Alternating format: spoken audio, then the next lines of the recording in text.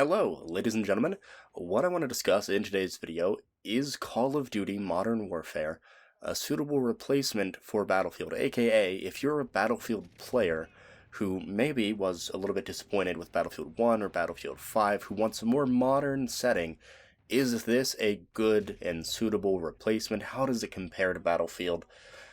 And I think there's a little bit of a simple answer to this, and there's a little bit more of a nuanced, complex answer that I want to get into today, but I won't hold it too long. I won't tease you. The very simple answer is no. I don't believe that Call of Duty Modern Warfare's, specifically the ground war mode, 32v32, is Battlefield.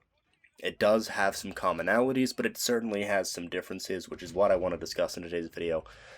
But first and foremost, I think the most comparable aspects seem to be the scale of the maps and the player count. So the player count is 32v32, 64-player matches, which is exactly the same as Battlefield, very clearly intended to be that of Battlefield, to try and draw in Battlefield players. So if you're a Battlefield player, it makes sense that this maybe caught your curiosity.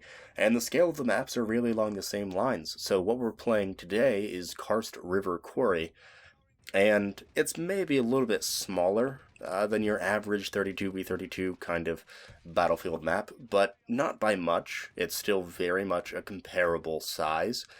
And the Tarsovosk district is the city map you may have seen some gameplay of. That is seemingly ripped straight out of Battlefield 4. It's really quite close scale-wise and even feel, with lots of skyscrapers, lots of high sniping positions, parachuting, a lot of vehicle play. And so in that respect, in the scale and actual player count, they're very much comparable.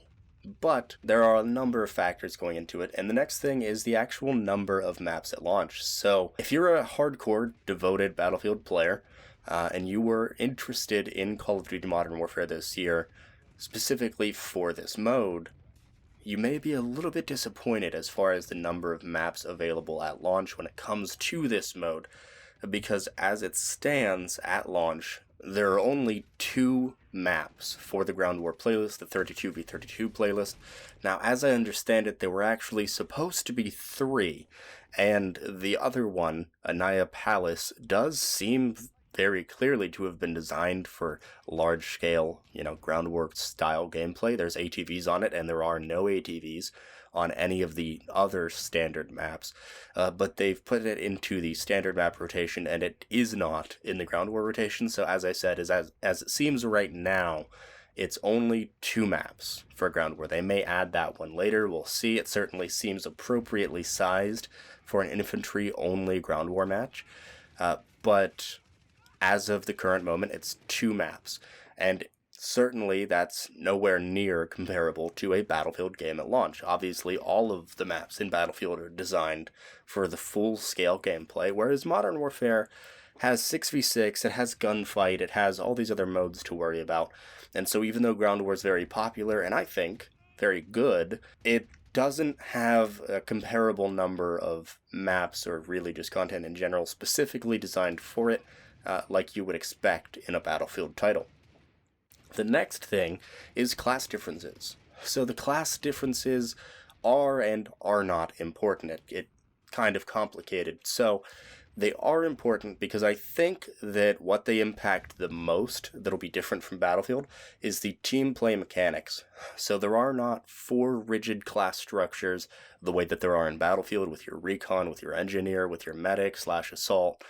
You don't really have those systems going on in this, but you can absolutely design a class that feels like it's straight out of Battlefield. You can make a recon class, you can make an engineer class, you can make an assault class, and they'll feel very appropriate. You can kit them out with different field upgrades, perks, launchers, different equipment to make it really feel like these are classes straight out of Battlefield, if that's your jam.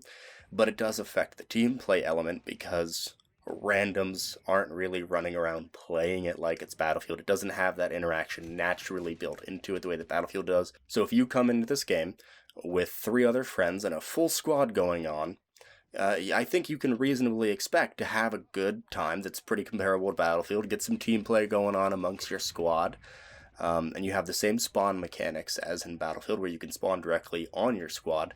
But from the general player population, I think it has an impact that, reduces the amount of team play.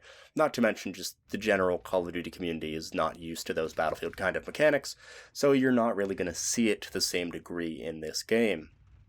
Then we have the weapon mechanics. Weapon mechanics in this game are actually pretty astounding. You might get a little bit of a laugh out of that if you are, say, a traditional Battlefield player who's played Call of Duty in the past, and it's very arcadey, right?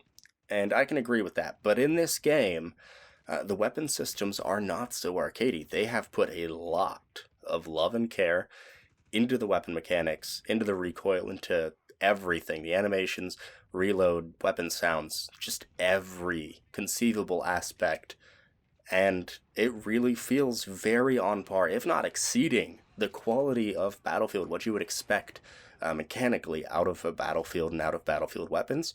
Certainly, if you're looking for a modern game that compares, because the last real modern Battlefield game we had was Battlefield 4, and so I think it very much is on par or exceeding the level of quality that you would expect from weapon mechanics in Battlefield. Sadly, the vehicle mechanics are not quite as refined. So the vehicle mechanics, they're not bad, I would say, but they are very much, more on par with what you might expect out of a Call of Duty. They're a lot more arcadey, they're not as sophisticated, there's no repairing the vehicles. I don't even think if you, hide in your APC, if it would kind of heal itself. Like, there's really nothing. The weapon systems are incredible, but the vehicle systems are really not on par with Battlefield.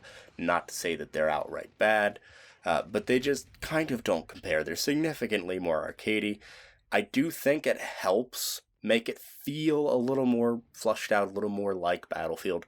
But if you're somebody who really enjoys the vehicle combat in Battlefield, I wouldn't expect even a remotely comparable experience out of this game, unfortunately enough. But in that area, kill streaks actually do help make up a little bit of that difference. So if you're a Battlefield player, you may not be super on board with kill streaks being in Ground War. I know that Level Cap Gaming had some issues with it.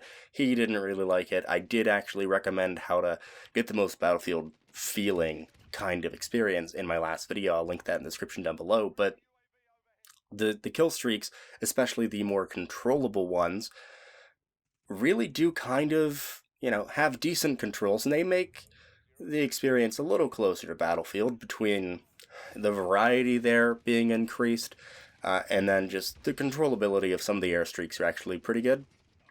But again, it's not quite on par with Battlefield, and you kind of have things like jets in this game as a VTOL kill streak, as opposed to a respawning thing in your headquarters, in your base, like you'd find in Battlefield.